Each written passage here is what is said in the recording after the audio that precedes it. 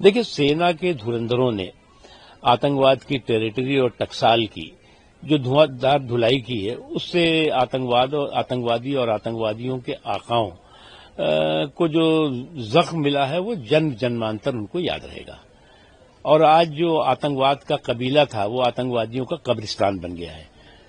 और आज हमारी देश की सेना, हमारे देश के सेना के शौर्य पराक्रम को पूरा देश जो है वो नतमस्तक होकर के सलाम कर रहा है। और हमारी सेना और हमारे प्रधानमंत्री नरेंद्र मोदी जी के नेतृत्व के प्रति पूरे देश का मजबूत भरोसा है। और वहीं जो है वो दुश्मनों में भय है।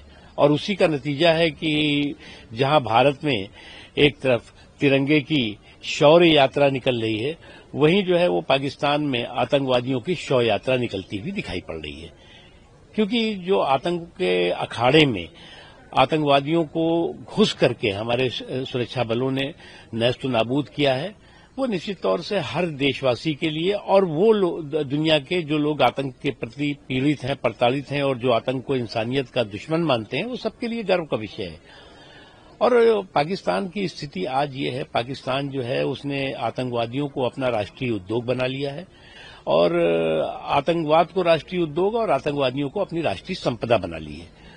और उसकी सुरक्षा, उसका संरक्षण, उसका संवर्धन उन्होंने अपना राष्ट्रीय कर्तव्य बना लिया। और इसीलिए जो है वो इनकी आर्थिक कंगाली में जो आतंकवाद का मवाली बना हुआ पाकिस्तान है, वो आज खुद अपनी बर्बादी की दास्तां लिख रहा है। आज जो है वो जो लोग जो है और खासतौर से पाकिस्तान में जो बैठे हुए आतंकवादी लोग हैं और उनको जो है वो संरक्षण दे रहे हुक्मरां हैं, जिस तरह से आतंकवाद पर इस्लाम का सुरक्षा कवच, आतंकवाद पर इस्लाम का सुरक्षा कवच चढ़ा करके इंसानियत को लहूलुहान करने का पाप कर रहे हैं, वो इंसानियत के साथ साथ इस्लाम के भी अंतर्राष्ट्रीय गुनहगार हैं, दुश्मन हैं। और आज इस पूरी दुनिया को इस हकीकत को समझना चाहिए और इस बात को समझना चाहिए कि कभी भी जो है वो आतंक की फैक्ट्री से अमन का फर्टिलाइजर नहीं निकल सकता। और इसीलिए जो है वो जब आतंकवादियों के कबीला जो है वो आतंक के कब्रिस्तान में आतंक का कबीला आतंकवादियों के कब्रिस्तान में जो बदला है, वो उनको एक मजबूत सबक और संदेश है।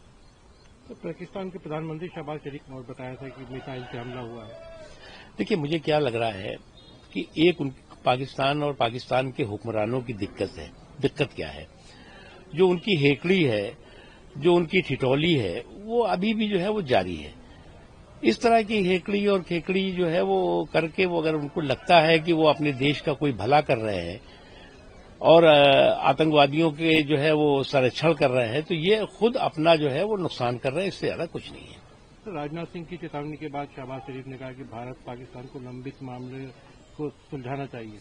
देखिए, लंबित मामला भारत और पाकिस्तान का तो कुछ है नहीं।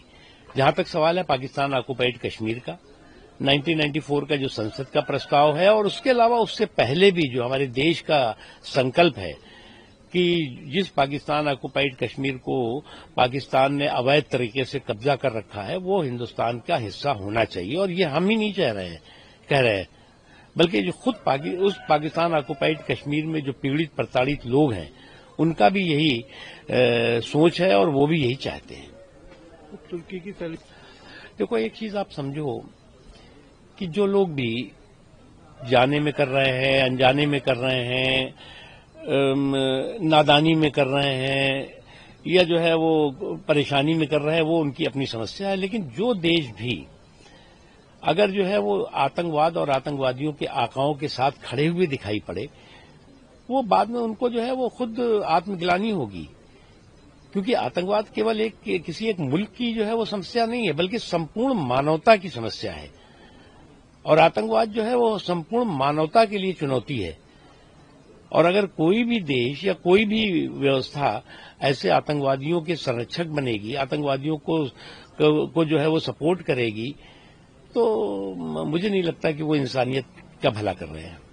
तो भारत देखिए, दुनिया जो है वो एक चीज आपको समझना होगा, कोई कुछ कहे, आज जो है वो नरेंद्र मोदी जी ने पूरी दुनिया में जो संदेश दिया है आतंकवाद के आकाओं और दाताओं को जो है वो दंड दे करके, और ऐसा दंड जो है वह आतंकवादियों के दाताओं और आकाओं को जन जन्मांतर याद रहेगा। निश्चित तौर से पूरी दुनिया को वो संदेश किया है। दूसरी चीज ये कि मोदी जी के साथ जो है वो आपको इस बात का अंदाजा अभी जल्दी होगा कि मोदी जी की जो नीतियां हैं, मोदी जी के जो सरकार के कार्यक्रम हैं और राष्ट्रीय सुरक्षा और आतंकवाद के प्रति जो स्पष्ट नीति है, निश्चित तौर से लगभग ज्यादातर देश उसके पक्ष में खड़े हुए और कई तरह की चीजें थी और जो अभी प्रयास होगा वो उस प्रयास से वो भी स्पष्ट होगा। कांग्रेस ने पाक की सराहना की है। देखिए, एक चीज आप देखो ना कि हमारा देश जो है वो एकजुट होकर के, चाहे कोई समाज हो, चाहे कोई सियासी पार्टी हो, चाहे कोई संगठन हो, सब एकजुट होकर के हमारी सेना के शौर्य पराक्रम को नतमस्तक होकर के सलाम कर रहे हैं और पूरे देश का हमारी सेना पर और नरेंद्र मोदी जी के नेतृत्व पर भरपूर भरोसा है और दुश्मनों में भरपूर भय भी है।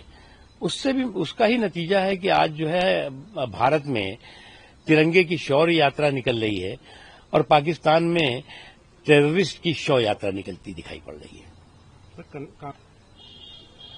देखिए, मुझे क्या लगता है कि कुछ लोगों की एक आदत सी हो गई है कि हर देश की जीत पर जो है वो दुराग्रह का गीत गाने की कोशिश करते हैं और देश के जीत पर दुराग्रह का गीत गाने वाले जो इन महापुरुष लोग हैं उनको हम यही कहेंगे कि भैया जो है वो कंट्री की विक्ट्री पर कंफ्यूजन की मिस्ट्री खड़ा करने की कोशिश मत करो। अगर आप कंट्री की विक्ट्री पे कंफ्यूजन की मिस्ट्री खड़ा करने की कोशिश करोगे तो आप भी खुद मिस्ट्री बन के रह जाओगे और इसलिए जो है वो इस तरह के रिवाज और मिजाज से बाज आना चाहिए।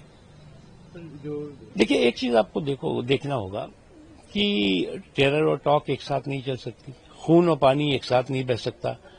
आप जो है वो हमारे बेकसूर नागरिकों का खून बहाओ और हम कहें कि हम आपके देश में पानी जो है वो बहाएंगे, तो ये होता नहीं है। और निश्चित तौर से आतंकवाद और आतंकवादियों के आकाओं की कमर तोड़ने के लिए जो भी जो है वो राष्ट्रहित में और मानवता के हित में है, उस कदम को मोदी सरकार ने उठाया है। मुझे लगता है, मैंने एक चीज आपको कही ना कि कुछ लोग जो है वो देश की जीत पर जो है वो दुराग्रह का गीत गाते हैं।